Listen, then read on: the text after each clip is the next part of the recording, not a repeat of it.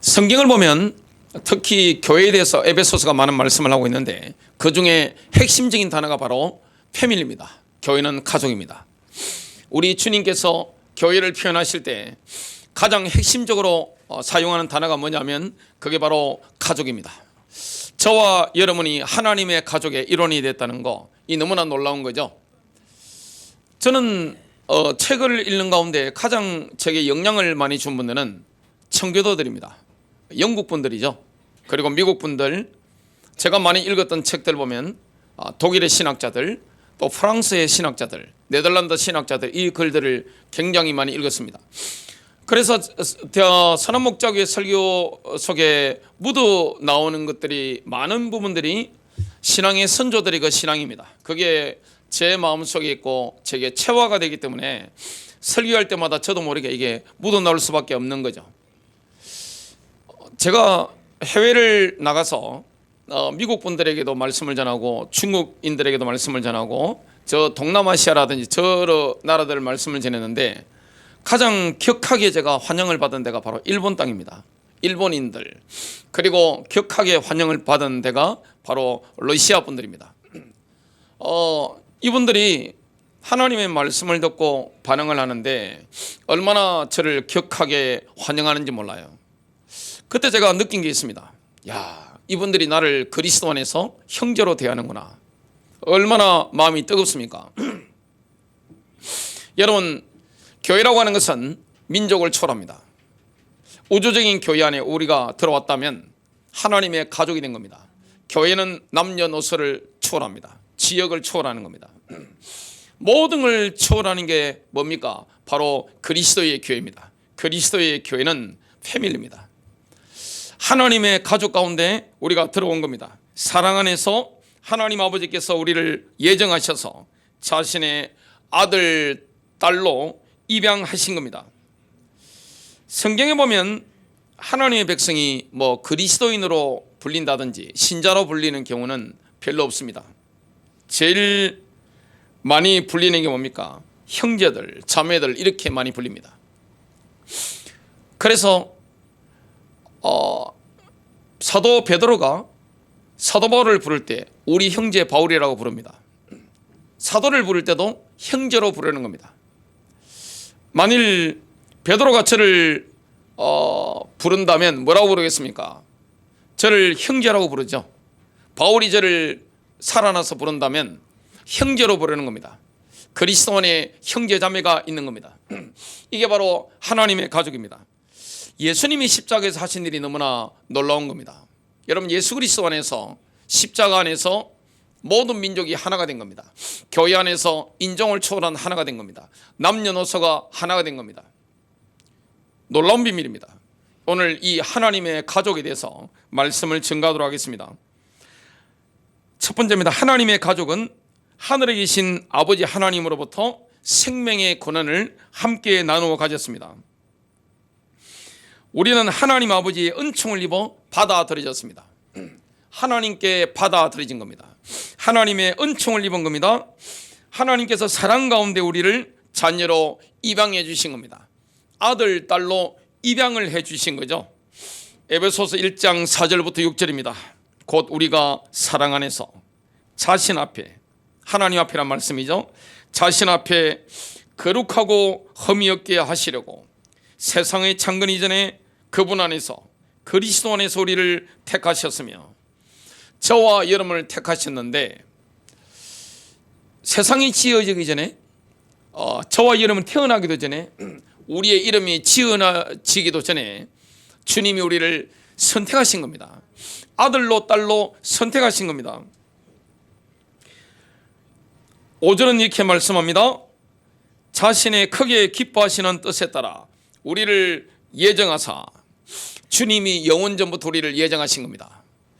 아들, 딸로 예정하신 겁니다. 예수 그리스도를 통해 자신의 아이로 입양하심으로써 자신의 은혜의 영광을 찬양하게 하셨느니라. 그 은혜 안에서 그분께서, 하나님께서 그 사랑하시는 자 예수 그리스도 안에서 우리를 받아주셨으니, 예수 그리스도 안에서 우리를 받아주신 겁니다. 그래서 우리가 교회 안에 들어온 겁니다. 이 교회 안에 누구도 들어와 있습니까? 아브라함도 들어와 있고 다윗도 들어와 있고 바울도 베드로도 요한도 다 들어와 있습니다. 주기철 목사님도 들어와 계시고 모든 하나님 사람들이 들어가 있고 지구상에 있는 모든 사람들이 하나님의 가족 가운데 지금 들어와 있는 겁니다. 이게 얼마나 큰 은혜인지 모릅니다. 받아들여졌다. 이 말씀은 어떤 의미입니까? 하나님께서 우리에게 자신의 은총을 완전하게 베푸셨다. 이 말씀입니다. 대천사 가브리엘이 나사렛에 살던 마리아에게 수태고지를 전할 때 가장 먼저 건넨 인사가 뭡니까? 기뻐하랍니다. 기뻐하라 은총을 받은 자여 받아들여지다. 이 말씀 뭡니까? 은총을 받았다는 말씀입니다. 저와 여러분이 하나님의 자녀로 아들 딸로 받아들여진 것은 영세전에 영원전에 받아들여진 것은 이 신비죠. 어떻게 이해할 수 있습니까? 저와 여러분이 영원전에 시간을 초월하는 거죠. 영원전에 하나님의 아들로 하나님의 딸로 받아들여진 것은 바로 은총입니다. 하나님의 은총이 우리에게 임한 겁니다. 저와 여러분에게 하나님의 놀라운 은총이 임한 겁니다. 우리는 하나님이 겨우 참고 봐주는 존재가 아닙니다. 못난 아들이라서 못난 딸이라서 겨우 이렇게 우리가 하나님이 우리를 참아주시고 봐주는 존재가 아닙니다. 우리는 하나님의 최후의 은총을 받은 존재입니다. 대천사 가브리엘이 수태고진을 전할 때 마리아를 보고 뭐랬습니까? 은총을 받은 자에게 그랬습니다. 마리아에게 임했던 동일한 은총이 예수 그리스도를 구주로 영접한 그리스도를 인격적으로 만난 사람에게 동일하게 임한 거예요. 여러분, 마리아만 은총을 받은 게 아닙니다. 저와 여러분도 동일한 은총을 받은 줄로 믿으시길 바랍니다. 동일한 은총을 받은 거예요. 오늘날 많은 사람들이 다른 사람들로부터 거부당할까 싶어서 두려워합니다.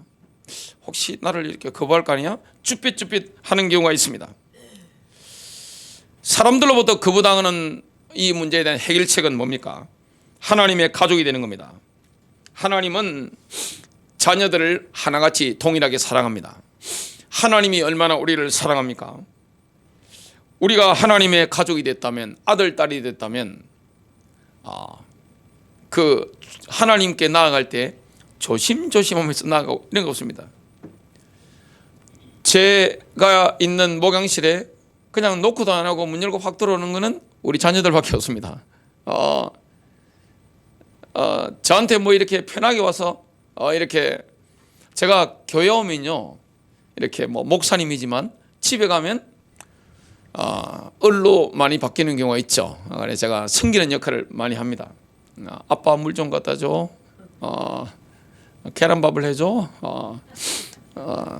아빠 계란밥은 엄마가 하는 것보다 맛있어. 그래서 제가 아침마다 우리 딸한테 계란밥을 이렇게 해서 하다 보니까 상당히 많이 늘었습니다. 그래서 요즘 딸한테 늘 칭찬을 받고 있는데, 여러분, 하나님은 우리 아버지잖아요. 두려운 분이 아니에요. 부담스러운 부분이 아닙니다. 하나님께 나아갈 때 하나님 나를 받아주실까 싶어서 쭈삣쭈삣하고 발끝을 이렇게 세우고 그럴 필요가 없는 겁니다. 그냥 문 열고 들어가는 겁니다. 그러면 하나님이 우리를 환영해 주시는 겁니다. 하나님은 우리를 맞아주시기 위해서 얼마나 기다리고 계신지 모릅니다.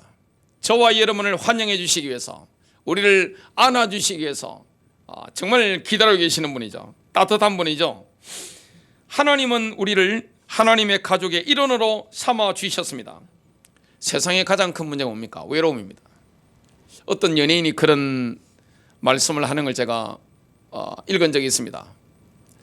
외롭지 않으려고 결혼했는데 결혼해 보니까 더 외로운 게 문제다. 한 침대에 다른 사람이 누워 있는데 결혼하기 전보다 훨씬 외롭습니다. 이 고백을 하는 걸 봤습니다. 여러분, 세상에는 외로움을 호소하는 사람이 굉장히 많습니다. 근데 사실 외로운 그리스도인은 있을 수가 없는 거예요. 그리스도인들이 바꿔야 될 생각이 뭡니까? 생각의 전환을 해야 됩니다. 그리스도인이 된다는 것은 뭡니까? 하나님의 가족의 한 구성원이 된다는 뜻입니다. 오늘날 지구는 외로운 사람들로 얼마나 많은지 모릅니다. 완전히 가득 차 있죠. 참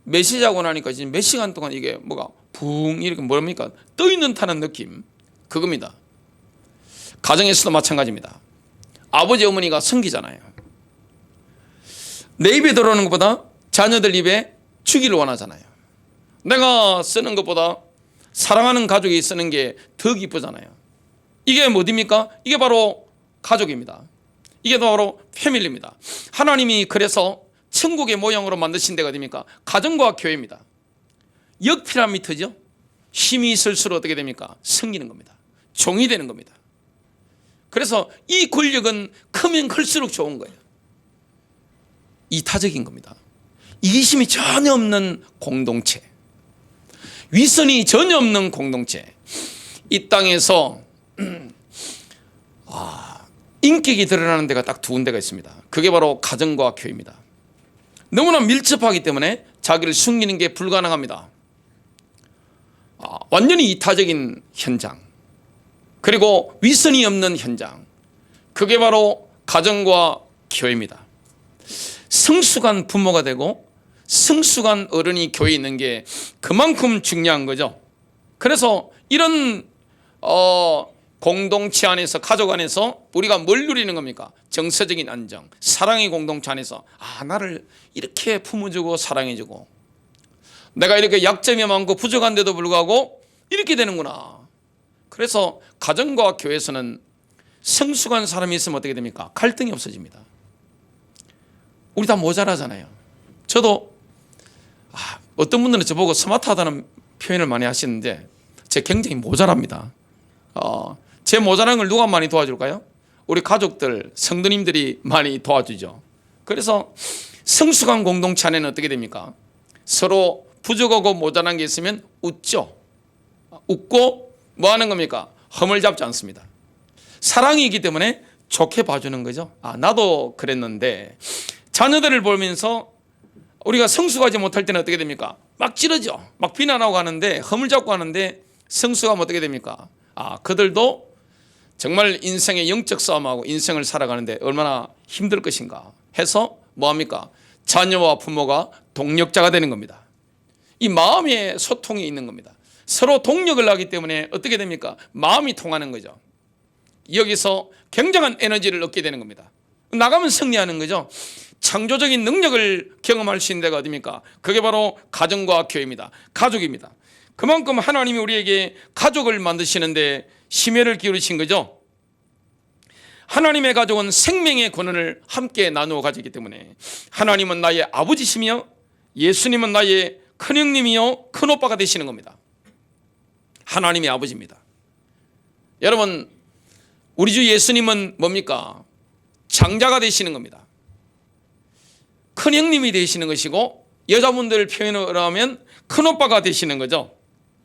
한 분 하나님을 모신 사람은 하나님의 가족이 된 겁니다.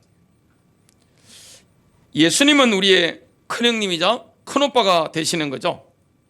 하나님은 우리의 아버지가 되는 거죠. 형제 자매들이 모이는 장소는 바로 아버지의 집입니다. 하나님 아버지께서 정말 호주가 되시는 거죠. 하나님의 가족의 가장 중요한 본질은 뭡니까? 생명의 권한을 함께 나누어 가지는 겁니다. 우리가 생명을 가졌는데 이 생명은 누구께로부터 온 겁니까? 예수 생명은 하나님 아버지께로부터 온 겁니다. 그래서 하나님의 가족의 구성원들은 서로를 용납해야 됩니다. 여러분, 친구는 선택할 수 있습니다. 친구는 선택이 가능하잖아요. 손절도 가능합니다.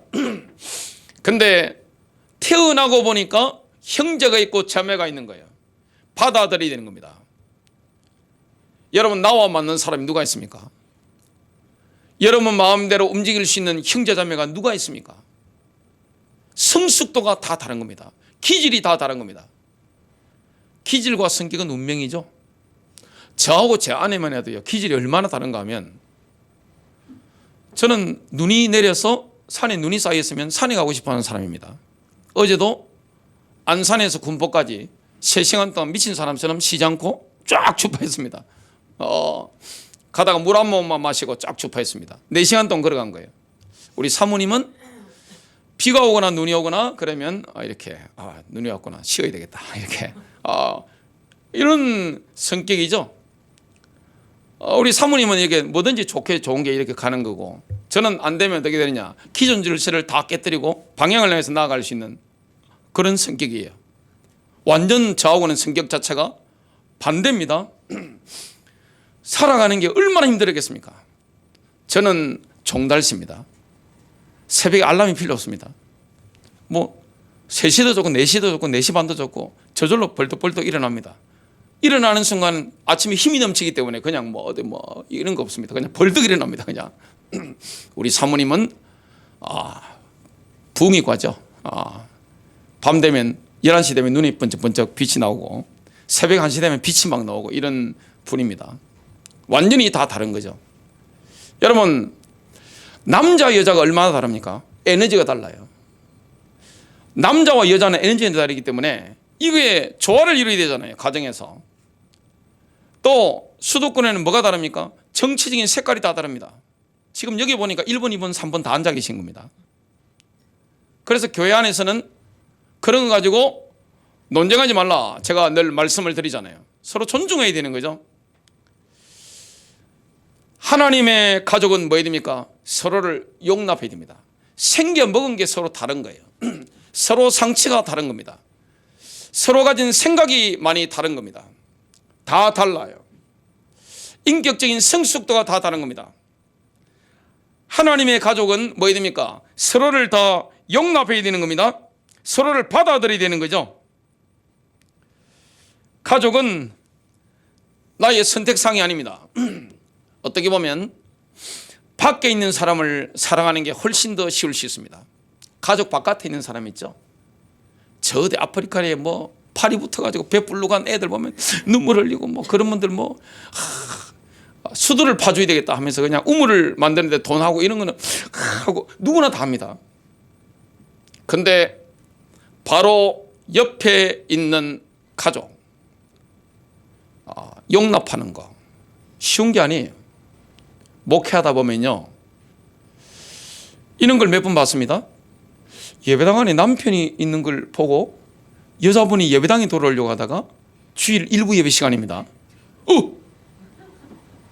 못 들어오고 해가지고 뛰어서 도망가는 걸 우리 교회 여자 성도님이 가서 붙잡고 이렇게 고민해가지고 이렇게 회복시켜가지고 안정시키고 들어오고 이런 분들이 있습니다. 용납해야 됩니다. 여러분, 저 아프리카 가나에 있는 기독교인을 사랑하는 게 내 옆에 있는 지체, 가족을, 형제자매를 사랑하는 것보다 훨씬 쉬울 수 있습니다. 누가 싸웁니까? 가족끼리 싸웁니다. 누가 제일 무섭습니까? 가족이 제일 무섭습니다. 누가 가장 나의 심장을 후입합니까? 가족입니다. 우리는 뭐 해야 되느냐? 용납해야 되는 겁니다. 그래서 우리는 이걸 위해서 뭐 해야 됩니까? 자아가 부인되어야 됩니다. 그리스도의 생명은 오직 자아가 부인되는 곳에만 흐릅니다. 여러분, 이 하나님의 생명과 사랑과 하나님의 그 은혜는 내 자아가 부인되는 곳에서만 흐르게 되는 겁니다. 그래서 뭐가 있어야 됩니까? 덕이 있어야 됩니다. 여러분, 가정 안에서 덕이 있어야 됩니다. 덕이 있는 사람은 어떻게 됩니까? 가족을 허물잡지 않습니다. 입을 대지 않습니다. 뭐합니까? 기다립니다. 그러면서 뭐합니까? 그게 나의 허물이요, 나의 약점으로 안고 기도를 시작하는 겁니다. 중보기도를 시작하는 거예요. 그리스도 안에 있는 인간관계는요, 그냥 직접 접촉하는 게 아니에요. 우리의 모든 인간관계는 누가 계십니까? 예수님이 계신 거예요. 그래서 우리는 뭐 하는 겁니까?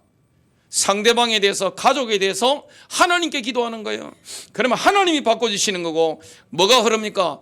예수의 생명이 막 흐르는 거예요. 그러면 어떻게 됩니까? 갈등이 없는 겁니다. 용납되는 거예요. 가족 간에 용납 못하는 경우가 얼마나 많습니까? 가족 간에 뭐 해야 됩니까? 용납하는 겁니다. 내 선택상이 아니에요. 받아들이는 겁니다.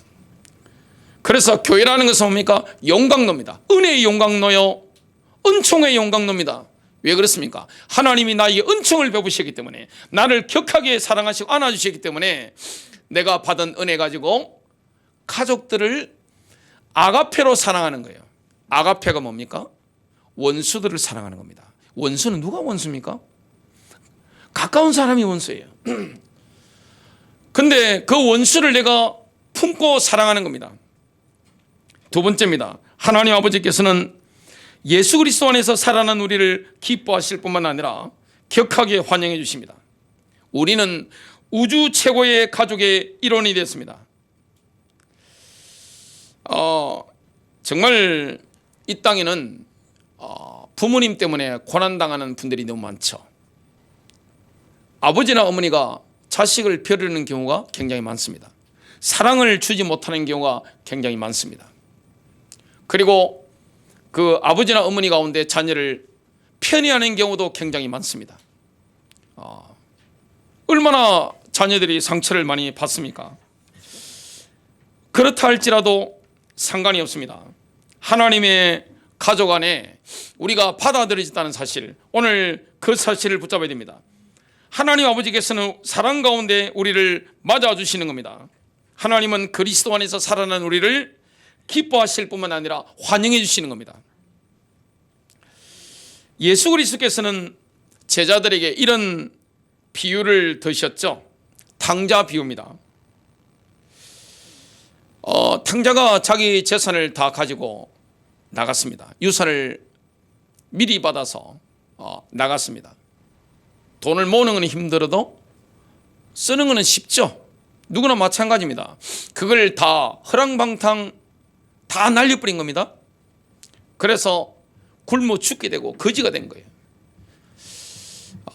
그때 이 탕자가 이런 생각을 하게 되죠. 내가 아버지께로 돌아가야 되겠다.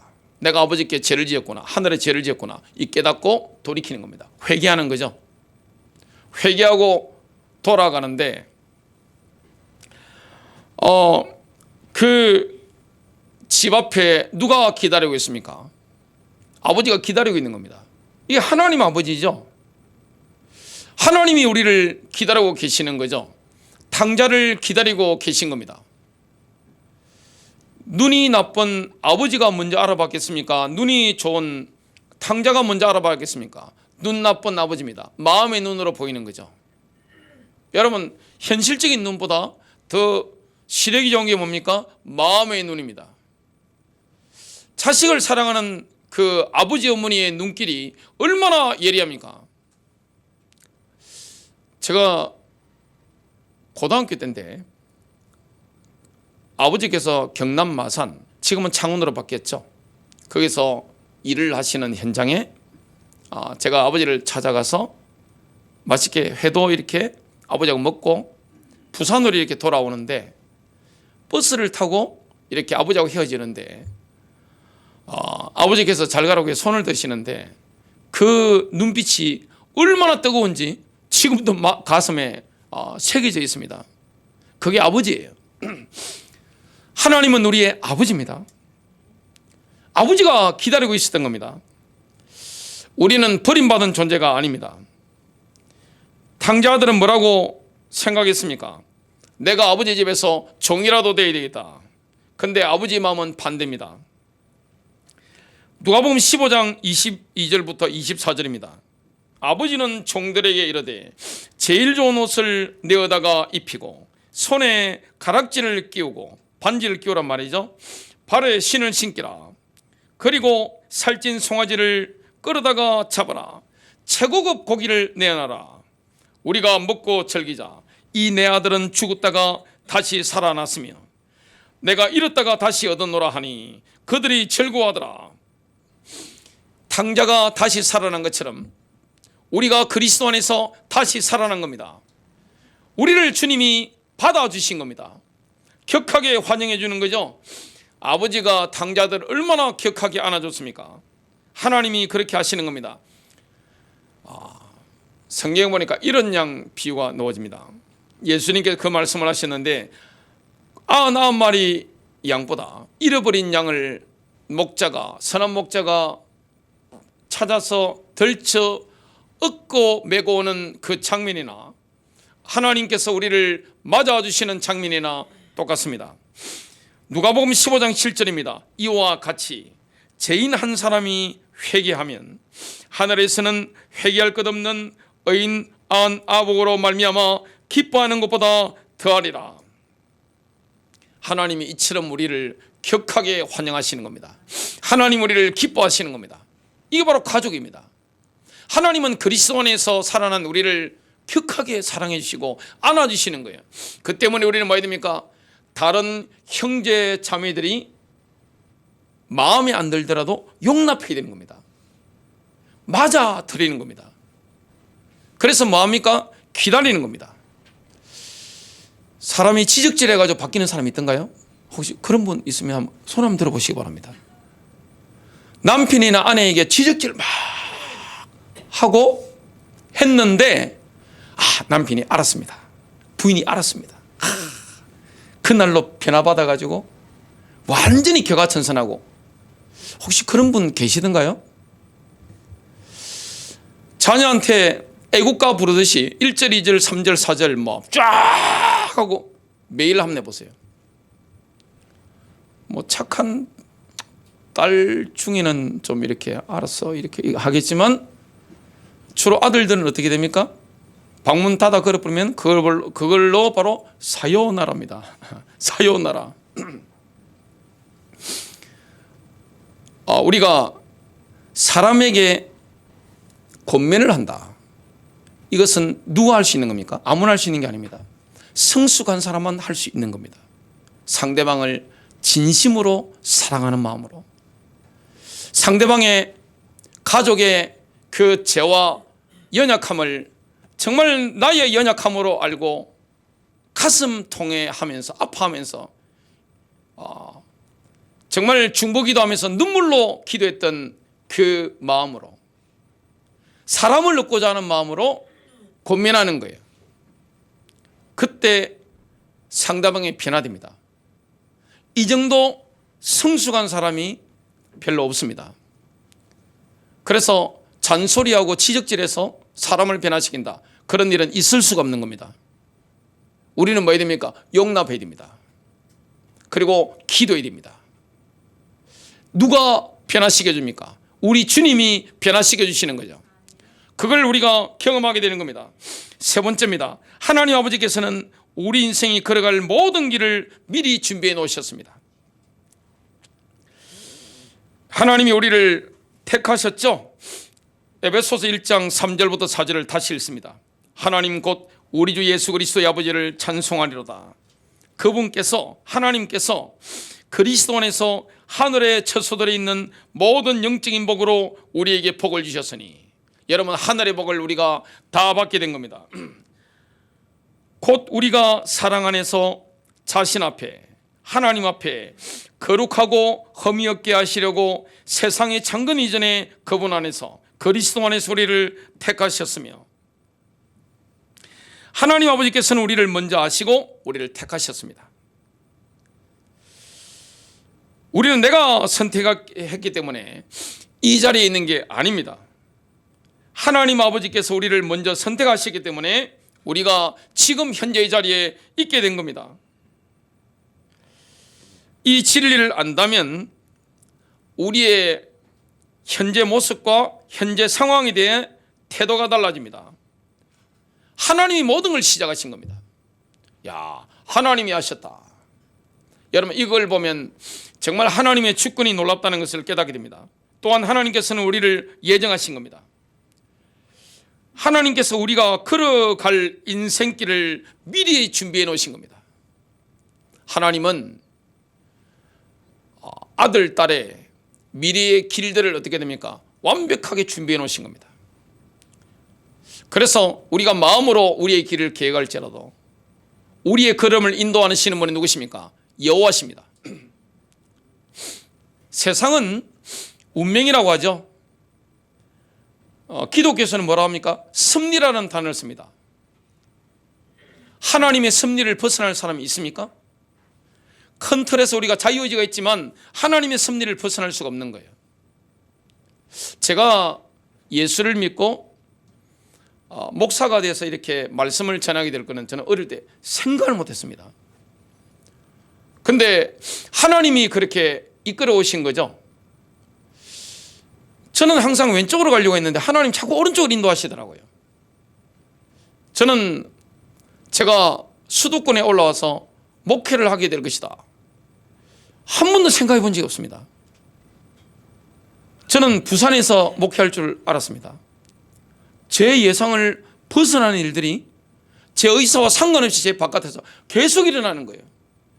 그리고 제가 선한목자기를 개척하게 될 것이다, 개척하기 전에 상상을 못했습니다. 하나님이 제 인생길을 완벽하게 인도하시는 거예요. 여러분도 마찬가지입니다. 하나님은 저와 여러분이 가야 될 인생길을 완벽하게 세팅해 놓은 줄로 믿으시길 바랍니다. 완벽하게 준비해 놓으신 거예요. 우리는 믿음으로 달려가면 됩니다. 로마서 8장 29절, 그분께서는 자신이 미리 아신 자들을 또한 예정하사 자신의 아들의 형상과 같은 모습이 되게 하셨나니, 자신의 아들 누굽니까? 그리스도를 닮도록 하나님 예정하신 겁니다. 하나님이 예정하신 걸 어떻게 알게 됩니까? 우리가 예수님을 자꾸 닮아가는 거죠. 하나님이 나를 예정하셨다고 하면서 예수를 전혀 안 닮았다, 그러면 구원받은지 합리적으로 의심해 볼 수 있는 겁니다. 에베소서 1장 11절입니다. 모든 것을 자신이 뜻하신 계획대로 이루시는 분의 목적에 따라 우리가 예정되어 또한 그분 안에서 상속유업을 얻었으니, 결론 맺습니다. 우리는 우리가 한 그 무엇 때문에 하나님의 자녀가 된 게 아닙니다. 내가 뭘 잘해서 하나님 자녀 된 게 아니에요. 내가 뭘 잘해가지고 임마누엘의 비밀을 누린 게 아닙니다. 하나님이 우리와 함께 하시잖아요. 하나님의 백성과 하나님이 함께 하시는데 내가 뭘 했기 때문에 그런 게 아닙니다. 하나님께서 이미 이루어 놓으신 그 일로 인하여 하나님의 자녀가 된 겁니다. 하나님의 아들이 되고 딸이 되고 우리가 그리스도 안에서 형제자매가 된 것은 하나님이 이미 이루는 그 일 때문에 된 겁니다. 예수님이 십자가에서 돌아가시는 순간 엄청난 일이 일어났습니다. 거룩한 하나님 아버지와 죄악으로 얼룩진 인간들 사이를 가로막고 있던 휘장이 위에서부터 아래로 쫙 둘러 찢어진 겁니다. 이것은 바로 우리가 하나님 아버지께로 받아들여졌다는 바로 선언이죠. 우리가 하나님의 임재로 들어갈 수 있는 길이 열린 겁니다. 저와 여러분이 예수의 십자가로 말미암아 하나님의 임재로 바로 들어간 거죠. 여러분, 하나님의 아들, 딸은 지금 어디 가운데 있는 겁니까? 하나님의 임재 가운데 있는 겁니다. 그게 바로 임마누엘이죠. 그 일은 바로 하나님 아버지께서 하신 겁니다. 에베소서 1장 3절에서 4절입니다. 하나님 곧 우리 주 예수 그리스도의 아버지를 찬송하리로다.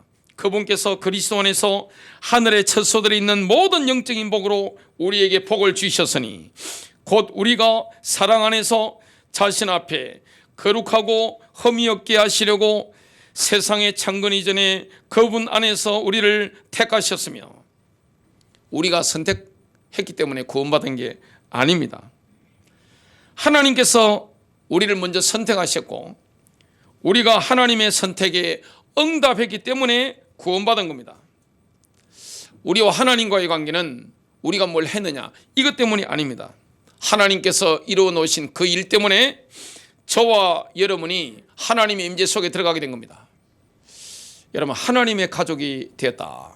이게 얼마나 큰 영광입니까? 우주 최고 가족의 일원이 된 겁니다. 하나님의 임재로 우리가 받아들여진 겁니다. 그렇다면 우리가 뭐 해야 됩니까? 다른 지체들을 받아들이는 겁니다. 마음에 안 들더라도, 뭐가 나 있더라도 뭐 하는 겁니까? 성숙도가 다르더라도 받아들이는 겁니다. 우리는 그들을 놓고 뭐 해야 되느냐? 기도해야 되는 겁니다. 용납하고 기도하고 주님께 자꾸만 이야기해야 되는 겁니다. 승리하시기를 주님의 이름으로 축복합니다.